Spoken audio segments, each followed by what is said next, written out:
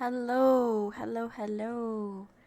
This is Yuffie Pancake, uh, and I'm going to be playing The House in Fata Morgana. It's a visual novel. I don't know anything about it, but I heard it's really, really good. So let's start this story, shall we?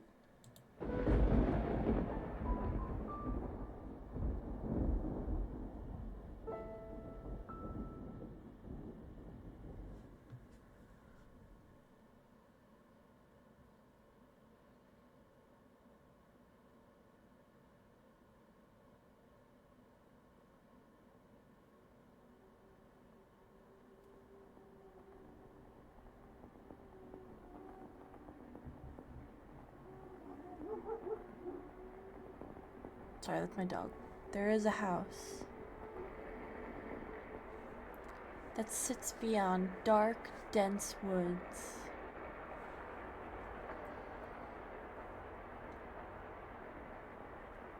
Like the world fading into view after a dream.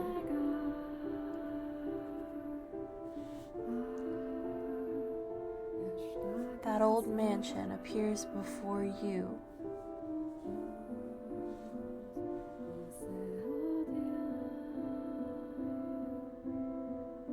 Without realizing it,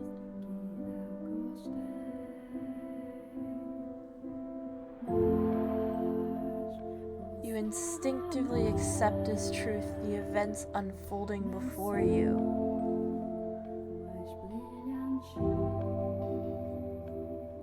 The house lives in perpetuity, an amalgam of myriad fates and generations.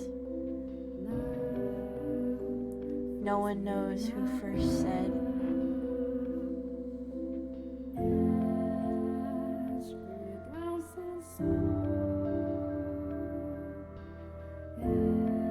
that the mansion was cursed.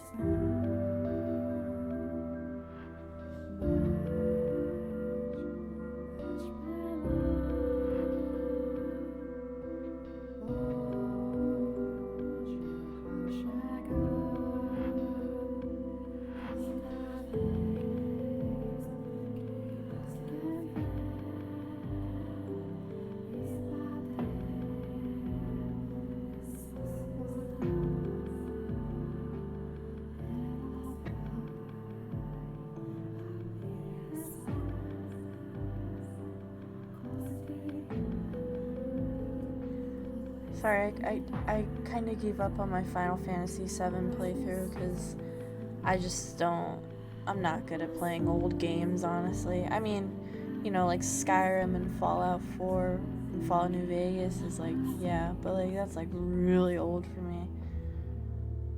I don't know. I'm just not really good at playing games. So we're doing a visual novel.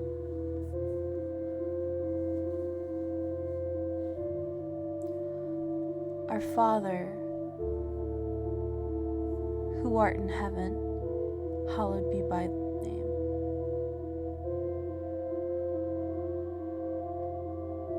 Have mercy on me, O Father.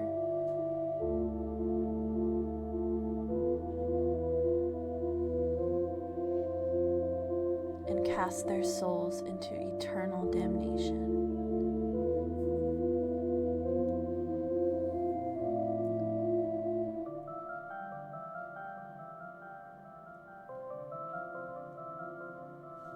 I was looking down upon a corpse, my own corpse. I was afflicted with great despair at the sight of it being dragged to the place of my crucifixion. My soul crumbled, and I was wholly extinguished. Indeed, I did once lose everything. However, as I faded into darkness everlasting, I heard a voice calling out to me. And so, I vowed once more that no matter how long it may take, how great the obstacles that stand in my way, or what form you may assume, I shall come back for you. That I must return to that house. So I ask of you, please wait, until this mutilated body arrives there once more.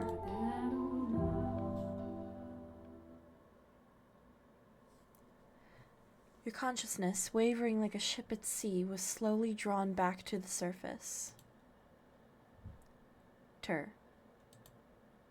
With each new breath, feeling gradually return to your fingers. Master. You could hear the pattering of rain from somewhere. Master? And the sound of a crackling fire. Wake up, Master. Creak, creak, creak. Wake up. When you came to, you were rocking back and forth in a rocking chair. The room was dimly lit. Aside from the flickering of the fireplace, there was no other illumination. No light shone through the closed windows. There was only the pitter-patter of rain on the glass.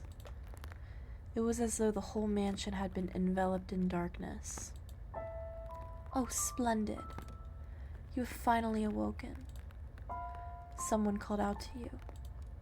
You were about to search the room, but that turned out to be unnecessary. The source of the voice was crouching beside the chair, looking up at you with emerald eyes.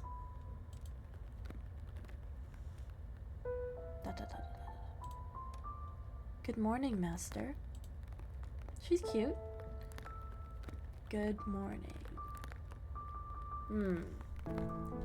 Let's be nice. Hee, what is the matter? Are you still waking up? You seem rather drowsy. Come now, you must gather yourself, though I am glad to hear your voice. I have simply been waiting so long for this moment, tending to the mansion all by my lonesome, ensuring it was ready for your return, whenever that time may be.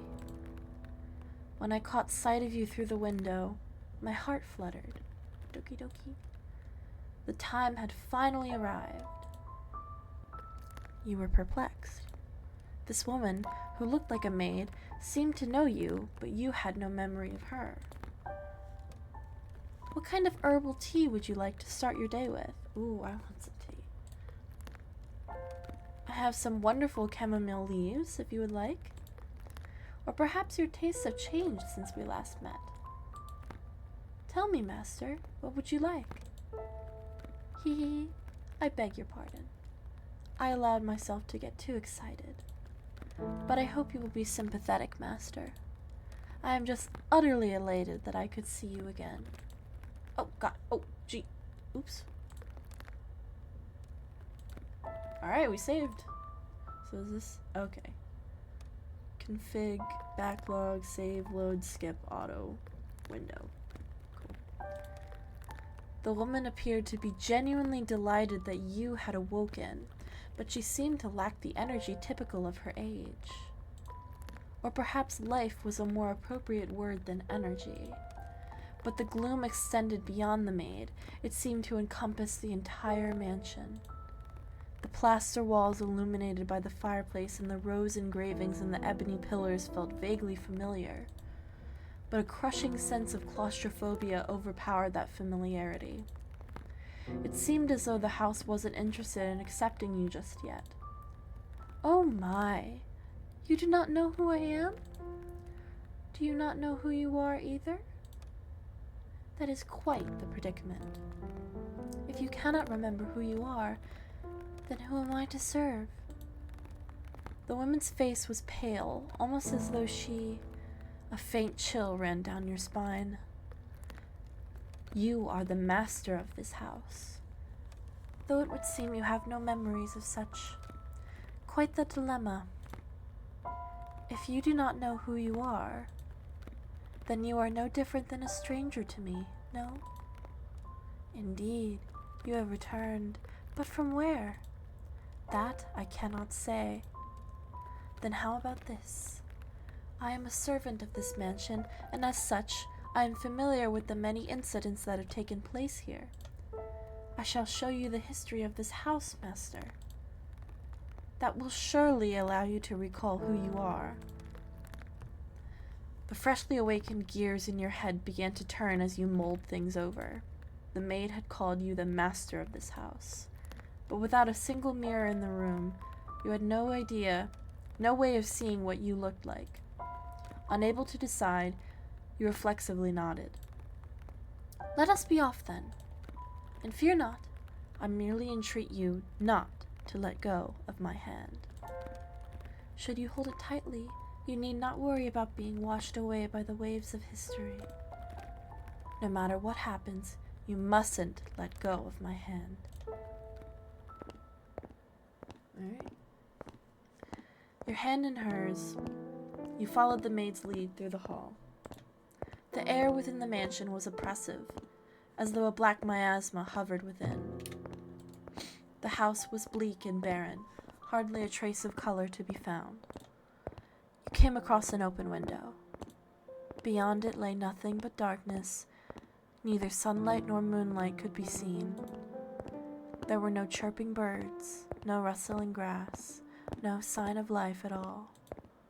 Everything that would normally give color to the world had vanished entirely. The only other presence was that of the maid. Following her lead, you proceeded through the mansion. After some time, you arrived at a double door, the glass within shattered. The door, once pure white, had long since faded into a dull gray. It appeared to lead to the back garden. You could hear children laughing on the other side. Though it is in the state you now see it, a beautiful, beautiful garden once lay beyond these doors. The owner of the time enjoyed gathering rare species of rose from all across the world. At its grandest, it seemed every flower was in constant competition for the most majestic bloom. Would you like to see this wonderful era of splendor and prosperity?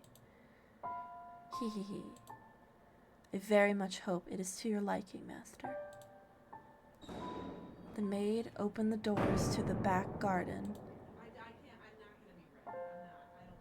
Sorry, that's my mom. Excuse me. A sudden gust of wind brushed across your face, forcing you to close your eyes as you followed the maid out the doors. When you next opened your eyes, the world was no longer blanketed in shadows.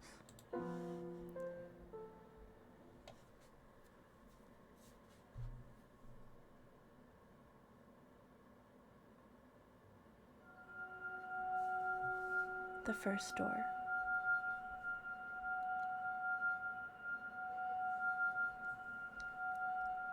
(1603).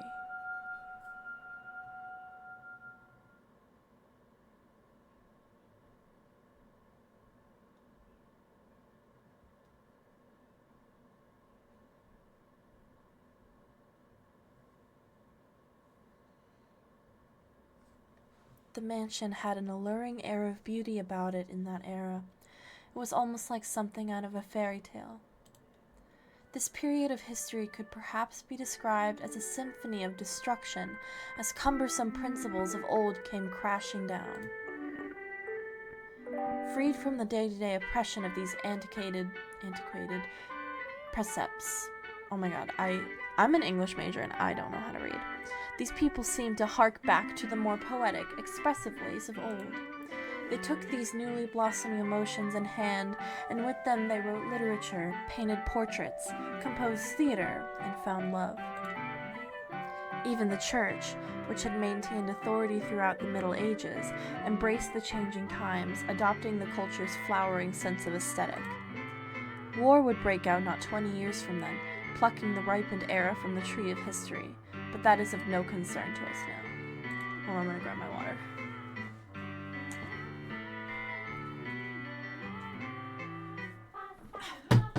Sorry. At the time, it was still what people referred to as the Golden Age, a period of furor for all who were there. Oh, oops, sorry. I'm flopping. Now, let us take a slight detour. No, we will not be changing locations. This is a tale about the mansion from beginning to end. We will, however, be moving through time, say, about 8 years into the past. A very wealthy family lived in the house then. The mother and father, brother and sister all had distinctive, beautiful flaxen hair. I was always enamored by their hair. By contrast, mine is the color of a wet crow. See, there I am, standing around, looking rather a fool. I was happy back then. And what reason did I have not to be, afforded the opportunity to attend such a beautiful home? So I poured my heart into serving that family. Listen closely, if you would. That soft, fleeting sound that could only be a young girl singing. Can you hear it? La la la, la la la la la. The girl, you see, cheerfully picking crimson roses and singing like a songbird, was called Nellie. That's funny because my name is Ellie. Nellie, Ellie. Though young, she sang with elegance. Nellie was deeply fond of the house's garden, and she would often spend her afternoons there. Gorgeous roses gathered from all across the world bloomed in the garden. They were given the utmost care, and even had their thorns removed, so young Nellie would not hurt herself naturally. The light brown-haired girl carefully plucked petals from the roses, gathering them up as she sang. Her voice was like music played by fairies, nay, the sight of her was like an angel descended from heaven. Oh dear, please don't look at me like that. I admit I was being rather fanciful. But what is a woman if not fanciful? Hee hee. Little bird, singing night and day, for your little birdie heart, sing your woes away. Pretty flowers all around the little birds, and even when the sun comes up, Oh, dearest Mel, I've forgotten what comes next. Are you listening? Da, da, da, da, da. Nellie was, as a matter of fact, not the only visitor to the rose garden that day. She always came with her older brother, Mel. The young siblings were inseparable. Mel adored his little sister, who in turn pined for his attention. The sight of the two innocent children cuddling together, not yet shackled by fear for the future, was truly heartwarming. That day, Mel was sitting in the shade of a tree, reading a book. As I am sure you are aware, in their time, books could not yet be mass-produced. What he was reading had been copied by a scribe. I presume he had borrowed it from the church. The book, having been passed through many hands over many years, was visibly worn, but I suppose that just speaks to its importance. It was, in fact, a Latin grammar textbook he was reading. Mel was a clever boy. He had attended church from a very young age, where a priest would instruct him in Latin grammar. So at the time, I believe he was capable of reading even advanced texts. Oh, dearest Mel, please. The young girl approached her brother, who was consumed by the text. In her hands she carried a large pile of rose petals. Though his sister's shadow overlapped with the trees, the boy still did not notice. So Nellie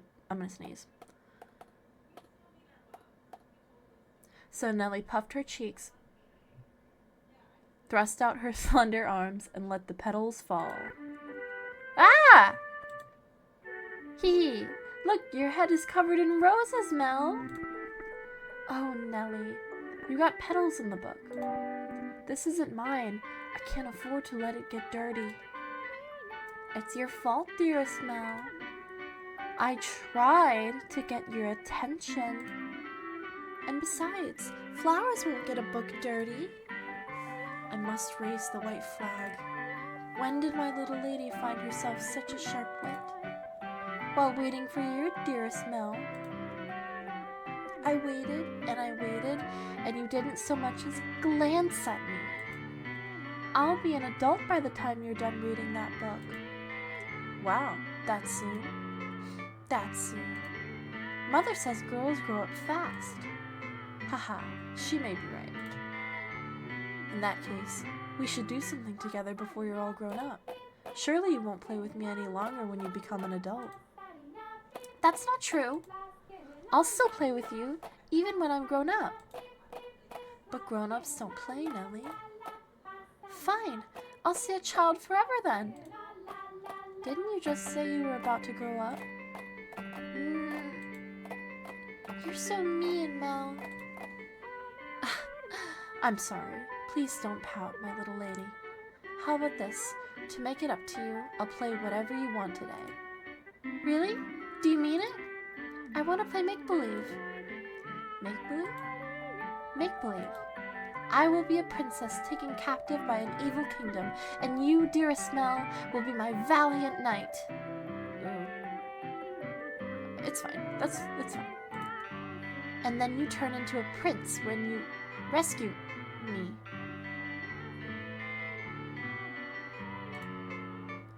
A knight can become a prince? Impressive. They can. Knights and princes both have to be charming, so of course they can. Which is why it must be you, dearest Mel. No one else can be my prince or my knight. Okay. While he may have appeared outwardly embarrassed at his rose-cheeked sister proclaimed prattlingly, I'm certain he was smiling on the inside. After a few moments, he meekly knelt, bringing himself to eye level with Nellie and gently stroking her soft hair. All right, then. You're my princess, Nellie. And not just anyone's princess, dearest Mel, but yours alone. So, don't be anyone else's prince but mine, okay? Nellie. Jeez, my princess is quite the fawner. Is that bad? Does that make you dislike me? Not at all. I'm proud to have you as my sister, Nellie. You mean more to me than anything in the world, my dear princess. Hee. I love you, dearest Mel. You'll always be my prince, forever and ever. Her mood quite improved. Nellie began humming the melody of the song she had forgotten the lyrics to. Holding the skirt of her dress out from her body, the young girl pranced about the rose garden. Mel, his eyes on her back, gave a little shrug. Oh, Nellie, don't come crying to me if you trip running like that. But Mel was not entirely disapproving of his sister's excitement. He carefully brushed aside the petals on his book, set it in the shade of the tree, and began chasing after Nellie. They were picturesque siblings, brimming with hope. And at this time in their lives, there was nothing to jeopardize that hope. Would it not be wonderful if children could stay children forever, Master? Talking to me? As I see it, though, the pleasant, gentle times in our lives have value because they come to an end. God damn, I keep doing that. Wouldn't you agree? Time continues to flow, impartial and without exception, and as such, everyone's childhood comes to an end. True. Be that as it may, does time also flow at the same speed for each individual? Now, let us take a trip down to the river of time. Down the river of time. I would be very much delighted if we could remain at this point in time, but unfortunately, we cannot. Please, do not let go of my hand, Master. Alright. Two siblings, Nellie and Mel. Royal siblings? Guess we'll find out. Oh, he's older. I'll be on my way then. Oh? You usually stay for longer. Yes, I have an errand to run today. Thank you for your time as always. Would you like the book back sometime next week? Next week or the week after? Hold on to it as long as you like. But surely there are others who want to use it. None as sharp as you, Mel. Put yourself in my shoes and you'll understand. I want to give you any advantage you can get. Oh, do you not believe me? No, I believe you, Father. And I mean to do whatever I can not to disappoint you. That's the spirit. If you need anything, don't hesitate to ask. I'm proud to have you as my pupil. Ah, yes, and Mel, do consider what we were talking about. Going to university? Indeed. If you do, I can introduce you to some accomplished instructors. There is very little left for me to teach you, and I believe you would make a fine priest. Excuse me? It's an honorable thing, Mel, to devote yourself to the service of our Lord.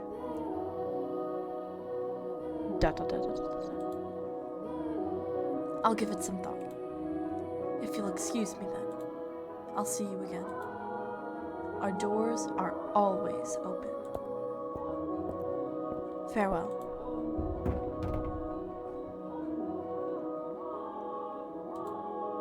Whether it's in the service of God or the service of the church, it is an honorable profession. But theology, I wouldn't mind attending university, but I'm not sure. I'd kind of like to do something different, something more befitting of the times. As for what, though, I'm stumped. But I need to make up my mind soon. If I drag my feet for too long, even my father is liable to grow impatient. Mercy me. Young sire, blessed young sire, alms, alms for the poor. Ah, this beggar, if I'm not mistaken, he's been outside the church since last week. Alms. The way he shakes his head, I can get a glimpse of his forehead under his hood. He's completely bald. Buy yourself some bread with this. Ah, thank you. Thank you very much. May the Lord bless your soul. Thanks, the Lord. Oh no! Nellie's going to be cross if I don't hurry home. Oops. Curses, and it looks like it's going to rain. Master? Master? Oh, thank goodness. You appear to have a firm grasp on your consciousness. I was afraid you would accidentally let go of my hand. Hee hee hee. Now, Master, this is the period of time I truly wish to show you. The boy reading in the rose garden was now a fine young man. Nonetheless, he still bore the same gentle eyes as before, and he would from time to time show remnants of that innocent young boy. He was, in his own mind, still making the transition into adulthood, I suspect. Mel frequently visited the church on Sundays to participate in Mass, of course, but more often to be tutored by the priest. In addition, he also attended a private school run by an eminent marquis.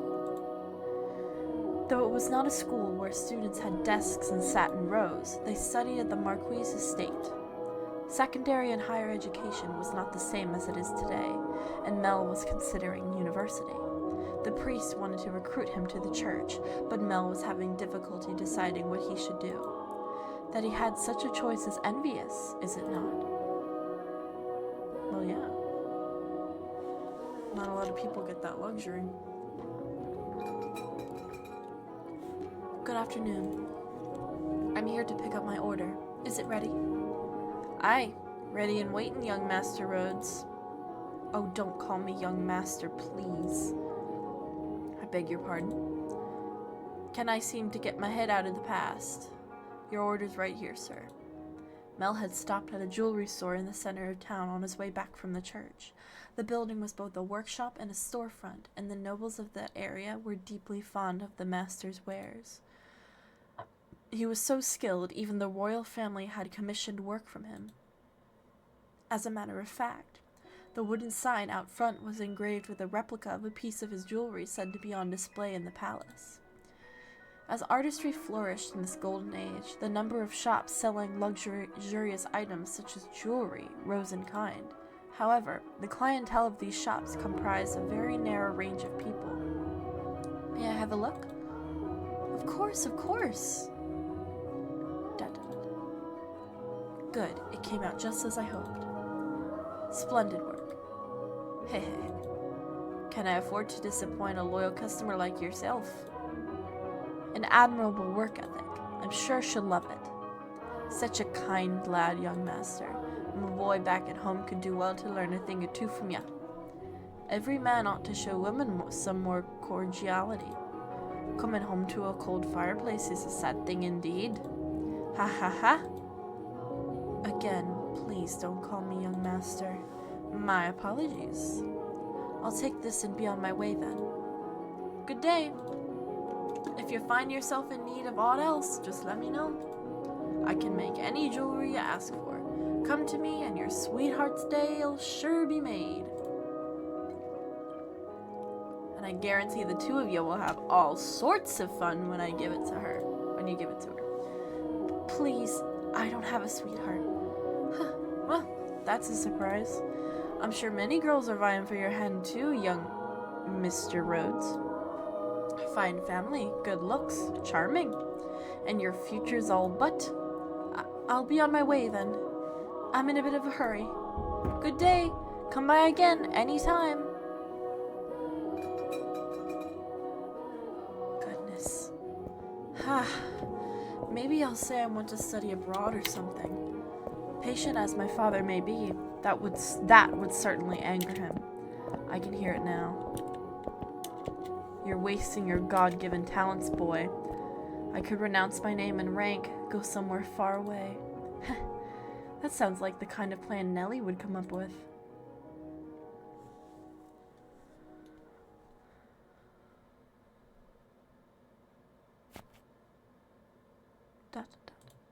As he drew closer to the mansion, the rich fragrance of roses grew more prominent. Over time, this distinctive scent had led visitors to refer to the house as Rose Manor. It was also probably a play on the flaxen-haired family's last name, Rhodes, which you heard the owner of the jewelry store say just moments earlier. The mansion looked quite different than it does now, no? No thickets of ivory covering the walls, and no rotten, broken doors to be found. I wonder what the Rhodes family would think if they saw the house in its present tragic condition. Sorry, I just wanted to look at his model. The sight of their abundantly blooming roses, a veritable symbol of prosperity, long since withered and turned into soil. My apologies, I got a little sentimental there. Let us forget for a moment about our own time. I suppose I stayed out a little too long. Oh well, the sun still shines high in the sky. I'm sure it's...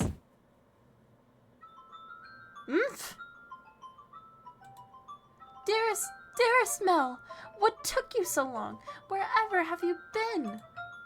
I've been waiting forever. Nellie? You're not in the house? Nope. You were taking so long, I decided to wait by the gate. But you didn't even notice me. At all. Is that any way to treat a lady? All that studying's got your head stuck up in the clouds. No, it hasn't, really. Also, you're heavy. Could you please get off my back? Heavy? I've been gradually reducing the amount of sweets I eat, and I love sweets, to maintain my figure for a new dress, and you call me heavy? I didn't catch that. Were you saying a tongue twister? You're such a dimwit, Mel. Jerk, blockhead, weakling, and obnoxious to boot. Whatever happened to the delightful little girl who was once my sister? She'd probably throw a fit if I said that out loud.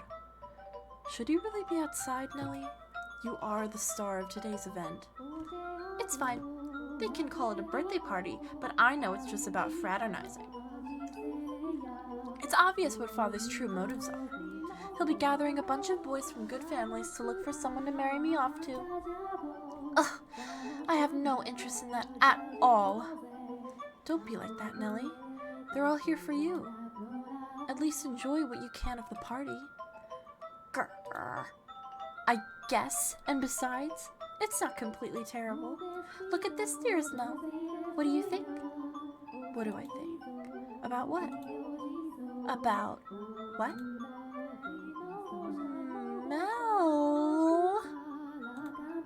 My new dress! It arrived! I'm wearing it! How could you not notice? I did notice something I hadn't seen before. But you have so many dresses, Nellie.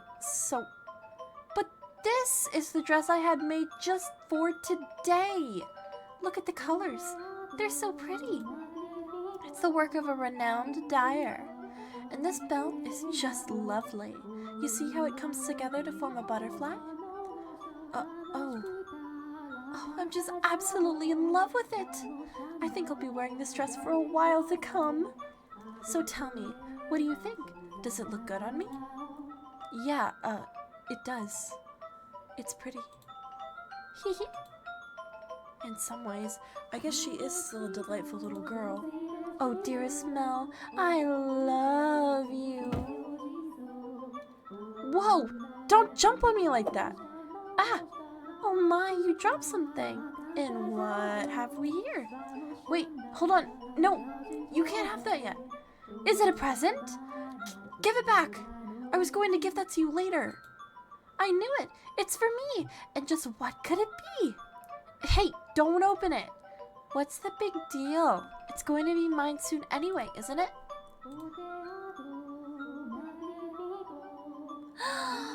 Oh, I love it! A rose necklace. And this design, it's from the jeweler the royal family uses. Oh, my dearest Mel, you had this made just for me. Oh, jeez.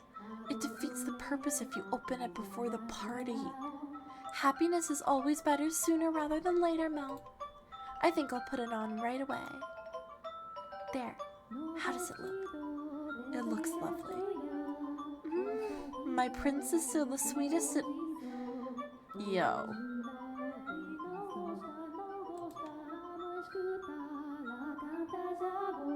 Don't make such weird noises.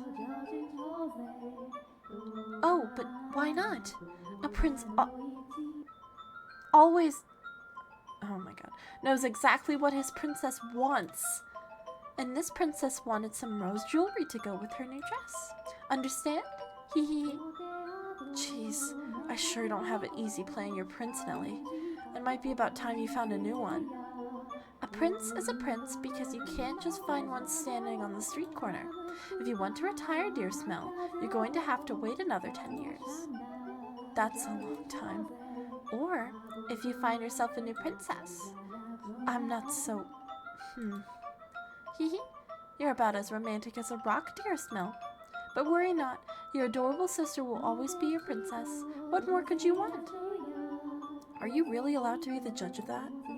I mean more to you than any other girl in the world, do I not? Then that makes me your perfect princess. Hey! What's with that laugh and it'll all be over soon laugh?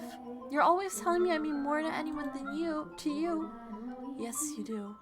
More than anyone in the world, my beloved baby sister. Hee hee hee. I'll take good care of the necklace. Thank you, my dearest Mel.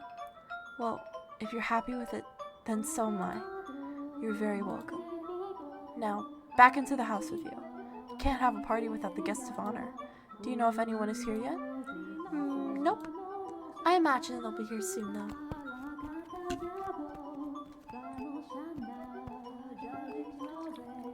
Were you down at the church again today, Mel? Yeah. There was something I didn't know how to translate, so I went to look it up. Wow, so diligent. I can't say I really like the priest there, personally. Actually, I kind of feel the same way. What? Really? Why? Well, you know, I have my reasons.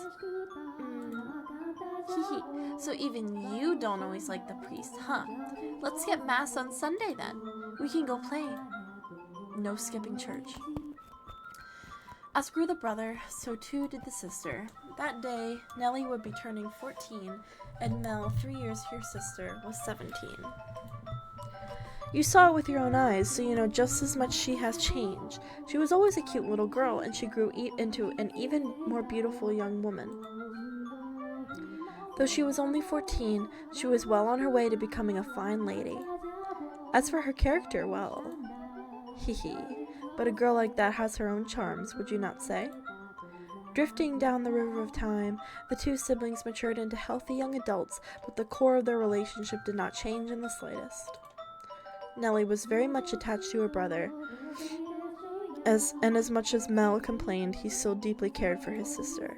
Around the time the sun had begun to set, carriages started lining up outside as well-dressed aristocrats made their way into the house. As Nellie had suspected, the majority of them were boys. Yes, I understand. You don't need to say anything more. Rose Manor, right? Okay, we'll go together. Me? Alone? No, please don't make me. The inhabitants of Rose Manor are surely living quite contented lives, and I'm sure they don't remember a thing.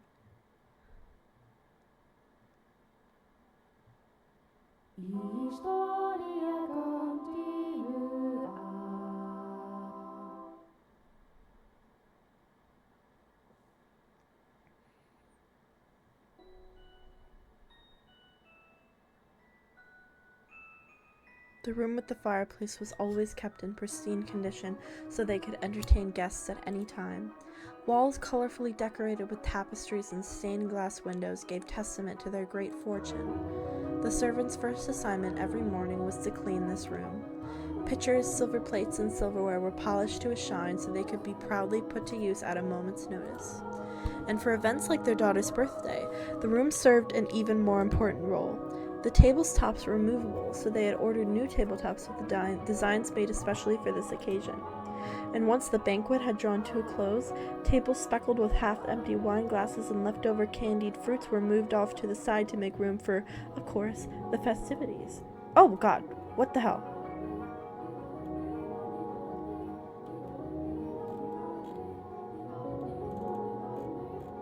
Sorry, I just accidentally scrolled and it did that. Good evening, Lady Nellie. You're looking particularly lovely today. Nellie, I had these jewels cut just for you. You'll let me have this dance, won't you?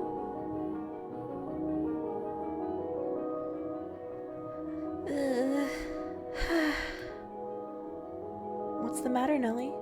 You look exhausted. These are pretty good. Want one?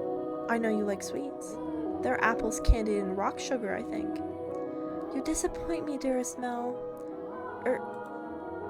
What do you think is the matter? They just keep coming. It never ends. It's driving me up the wall. Everyone's just repeating the same lines they've been taught. They all think pretty jewels and requests to dance are enough to make a girl swoon. But I think that is true for you, Nellie. Though, why is she disappointed with me? I think I'm done with birthday parties after this year. They'll probably throw an even bigger one next year. Huh? Why? Well, you know, you're about that age, Nellie. We are a reasonably distinguished family, so there are a number of different houses that would like to have connections with us. So what you're saying is do it for the family? No, that's not. I won't date or marry anyone. I have no interest in being used as a pawn in their interfamily politics. Pawn? I wouldn't go that far. And I'm sure Father wants to let you choose yourself. You know what? Someone you actually love. Love? I never thought I would hear you talking about love, dearest Mel. You don't even understand what makes Shakespeare's plays so beautiful, and you're talking about love? You fell asleep during Romeo and Juliet, and you're talking about love? We went all the way out to the Globe Theater, too. Well, pardon me for being ignorant when it comes to romance and the arts. But you're not, Nellie. Shakespeare's make-believe story made you cry like a baby. Anyone would cry at that. You'd have to be crazy to sleep through it. That's not what I'm saying. Someone as emotionally vibrant as you, Nellie, will have no problem finding love. Ah, dearest Mel, we should dance. Lady Nellie, could I have this? Let's dance, dearest Mel. What? Me? Come on, I really like this song. Quit pulling on me, Nellie. What's the point of us dancing? We're siblings. Mother and Father are staring daggers at us. No matter. What day is it today, dearest Mel? Your birthday? Exactly. So I can do what I want. Now, attend to your princess as a proper prince should. Oh, jeez. How did I get myself into this? Nellie's skirt fluttered along with her as she stepped in time to the music. She was not only a skilled singer, but a skilled dancer as well. Mel, on the other hand, fumbled over his own feet, trying to keep up. One would be hard-pressed to describe his dance abilities as good, even as flattery. Though boys of his pedigree were taught to dance as part of their etiquette lessons, he found himself more being dragged around by his sister. He could hardly be said to be attending to her. This is humiliating, because his parents had been hands-off in raising him, largely giving him free rein to study and learn as what he pleased. Mel looked like a tangled-up marionette. From throughout the hall, he could hear giggling, uncomfortable chuckling, and people coughing to disguise their laughter. Come now, dearest Mel. If this is the best you can manage, what are you going to do when you find a girl that catches your eye? I won't, so it doesn't matter. Hee hee. Follow my lead, Mel. 1, 2, 3. 1, 2, 3.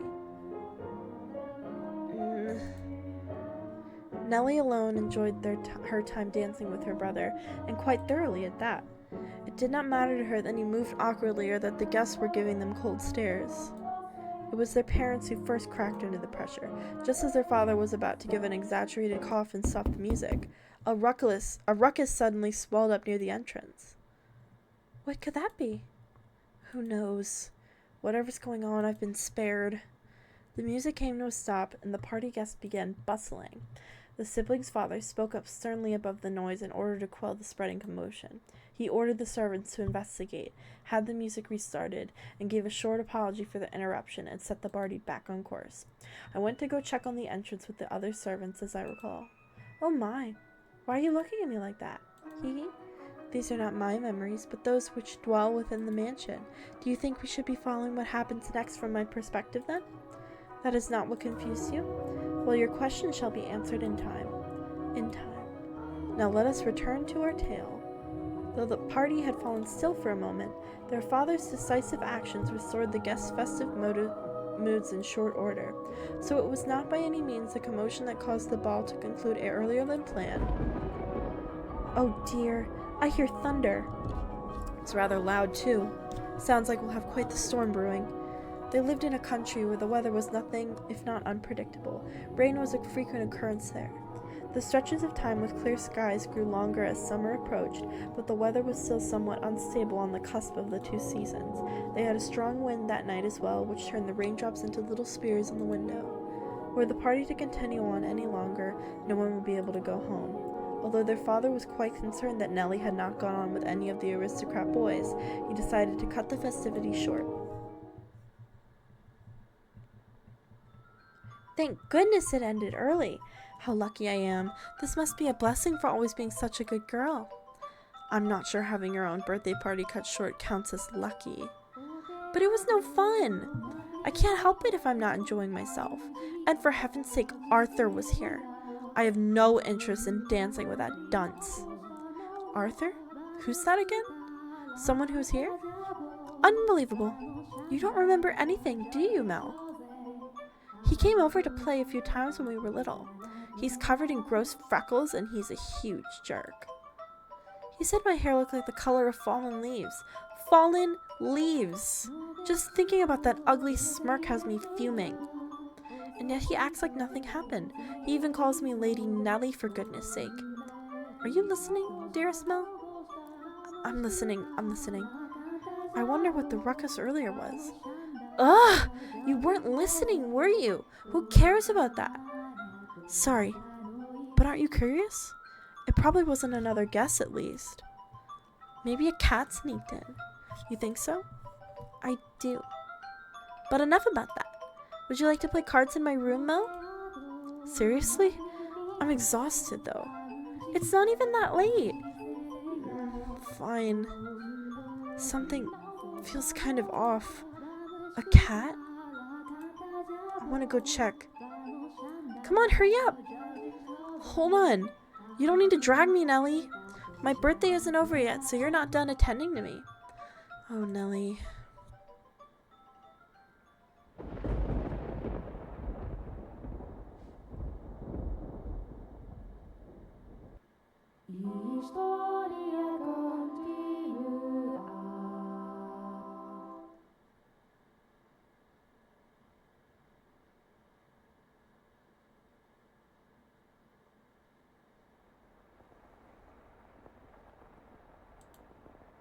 The rain just won't let up. I can't sleep. I wonder what the commotion earlier was about. Oh, for goodness sake. It's all the storm's fault. That's why I can't sleep. I'm just fretting over nothing. I'm sure Nellie was right. It was just a cat. Maybe a dog.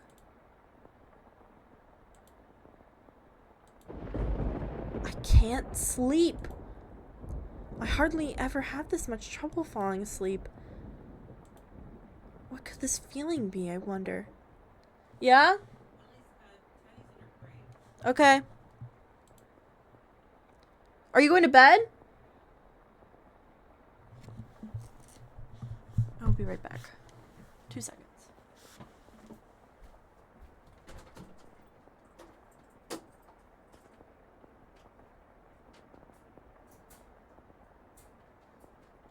No, my room. Hey, Teddy, my room. No, my room.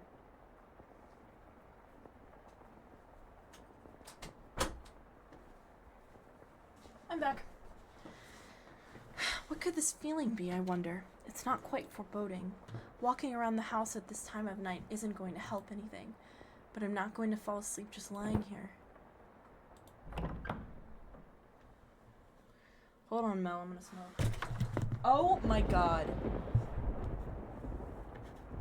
Sorry, I'm really bad narrator. Ugh.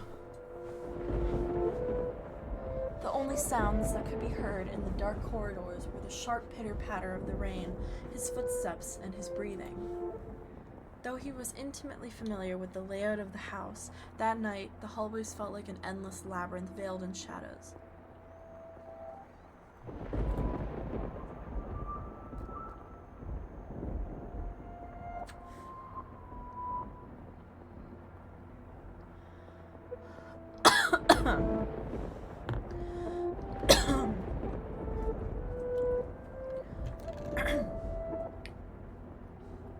Sorry. Wetting my whistle. Oh,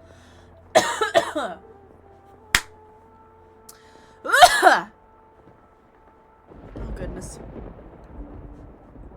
Okay. No moonlight shone through the windows, so he naturally found himself moving cautiously, despite being at his own residence. Keeping the palm of his hand pressed up against the chilly wall, he put one foot in front of the other. But to where was he supposed to head?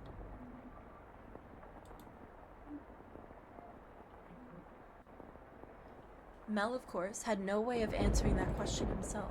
If he had anything, it was guidance from above, the path to his destination lit by flashes of lightning. Or perhaps there was something else leading him along. Though he progressed with a fair bit of hesitation in his step, Mel was slowly but surely drawing nearer to one room in particular. He made his way through the seemingly endless halls. Past the living room, its fireplace long since cooled. Into another corridor, and then stopped outside in Abigail's bedchamber. The dim glow of the lamp spilled through the cracks in the door. A gust of wind is not necessary to make a flame flicker. A person's movements or vibrations in the air from someone speaking, the slightest of motions can cause a light of a fire to quiver. Shifting subtly, as though nudged by an invisible fingertip, I can see light from inside. Is she still awake? A voice. He seemed to be hesitating. It would not be difficult for him to approach the door and peer inside, but he had reservations about peeping in on another's chambers, even if it was his own house. Moreover, this room was assigned to a woman. There was a woman behind that door. What would you do, Master, in this situation? I would go inside. Would you succumb to your curiosity and gaze inside? Or would you respect the owner's privacy? I shouldn't be doing this, but the voice, it feels like it's calling to me? Or someone else. Yes, me, could sense someone watching me at that moment. He had succumbed to his curiosity. He stood on the other side of the door from me, his flaxen eyes open wide, trying to remain as invisible as possible. The wavering in his heart seemed to create faint ripples in the air, which I pretended not to notice. Yes, I knew he was there. I could sense his presence and his wavering emotions. However, I could not begin to speculate as to his true feelings or how great a surprise this was to him. I too am discovering new facets of this tale by viewing it through the eyes of the mansion. But it is not I who is of concern, Master. It is you. You and... I know I shouldn't be doing this. I should be ashamed of myself. But I can't look away. Who is that? Her skin, it's so pale you can practically see through it. Is it that white because she was out in the cold rain? Her hair is as white as snow, and her eyes, they're like, how do I describe it? My vocabulary truly lacks for situations like this. They look like blood. No, that's just disturbing. Then wine, perhaps? No, more translucent than that. Gemstones, then? Yes, gemstones. Her eyes are like rubies. I've never seen anyone like her before. What could they be talking about? Mel's eyes were affixed on the particular young woman. She had glass-like skin, eyes that glimmered in the flickering candlelight, and snow-white hair that flowed like luxurious silk. But her lips were bluish-purple, her soft, delicate skin sullied with grime, her twinkling eyes pointed down at the floor, and her hair a disheveled mess. She was, even at a glance, clearly not a lady of means. The tips of her fingers were cracked from the cold, her nails pale from malnutrition, and her garb a little more than rags. However, true beauty is always visible, no matter what it may be hidden beneath, even wrapped in a veil of insalubrity, even if she thought herself hideous. I wonder what happened to her. Mel could no longer avert his gaze from the girl's visage. He had, for the time being, forgotten the shame he felt for peeping. As he strained his ears to hear the conversation taking place inside, a sickly voice arose from the white-haired girl's purple lips. So feeble was the sound that a gentle breeze blowing through the room could carry it away. I apologize for the trouble. Think nothing of it. Give your apologies and thanks to the mistress. Understood. There is something strangely comforting about this house, almost as if I've been here before. If my father were here, I'm sure he would be quite fond of it. I'm sorry about your father. There's nothing you could have done, I imagine. When you came to our rescue, he was all ready. Rescue? Father? Was that, perchance, you can't just say perchance, what the commotion was about? He stared intently, entraced by the scene unfolding beyond the door. A gaze can often signal one's presence to others more effectively than words. The white-haired... The white-haired girl could likely sense him there as well. She flicked her gem-like eyes upward. That was when the boy finally felt a pang of panic. For a split second, his flaxen eyes met her ruby eyes, causing him to recoil from the door. His heart was pounding like the rain outside. Careful not to make a sound, he took 2 steps away. Did she catch me? I'm not sure. It was only for a moment. She can't have seen me. The boy did not have the courage to peek in on the room as a second time, so he cautiously returned to his bedchamber as quietly as he could manage.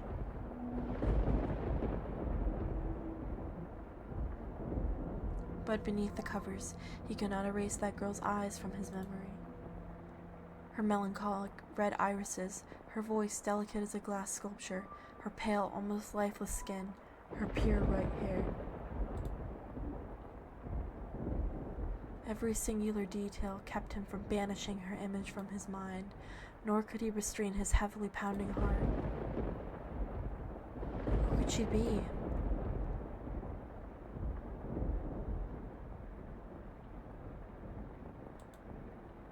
Is something the matter? No, I just thought I felt someone watching us. Hee hee. It is only your imagination, I'm sure. If not your imagination, then perhaps some unseen force was watching you. Unseen force? Are you familiar with how people refer to this mansion? Rose Manor. Yes, indeed. It is called Rose Manor because you can smell the sweet fragrance of the rose garden even at a great distance. But that is not what I meant. It is said that a witch resides within the house. A witch? I have not heard any such stories. You probably wouldn't have. It was a very, very long time ago. Nothing you need concern yourself with. You have a peculiar presence about you. Should I consider that a compliment? Hee hee. It's getting late. You should get some rest. A room has already been set aside for you. But first, may I ask you one thing? Yes. I do not believe you have given me your name yet. My name is... L.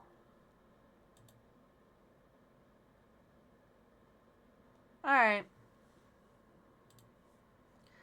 I think we're gonna leave it there. God, I locked it. What did I do? Yeah. Thanks, guys, for watching. If you are watching. Goodbye.